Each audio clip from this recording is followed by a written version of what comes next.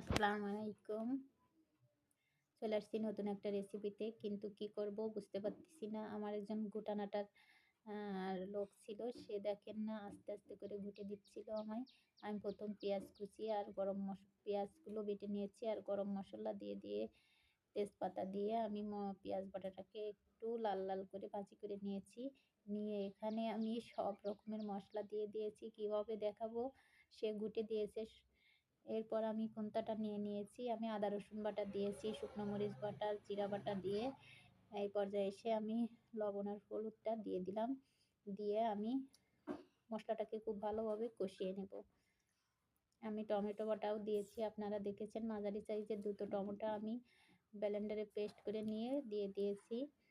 দেখেন আমি বড়িটাকে ১ম এ কুচি করে প্রেশার কুকারে দিয়ে সেদ্ধ করে নিয়েছি যাতে তাড়াতাড়ি রান্নাটা হয়ে যায়। এরপর আমি আলু আর বড়িটাকে দিয়ে দিলাম মসলার সাথে। মসলাটাকে সুন্দরভাবে কষিয়ে নিয়েছি। এবার আমি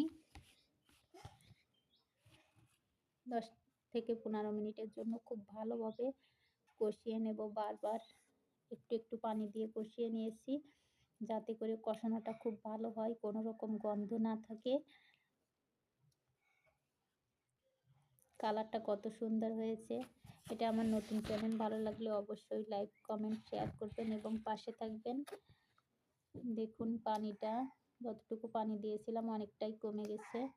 এখন হয়ে গেছে আমার রান্নাটা শেষের পর্যায়ে। এই অবস্থাতে আমি নামিয়ে নেব। সবাই ভালো থাকবেন। আল্লাহ হাফেজ।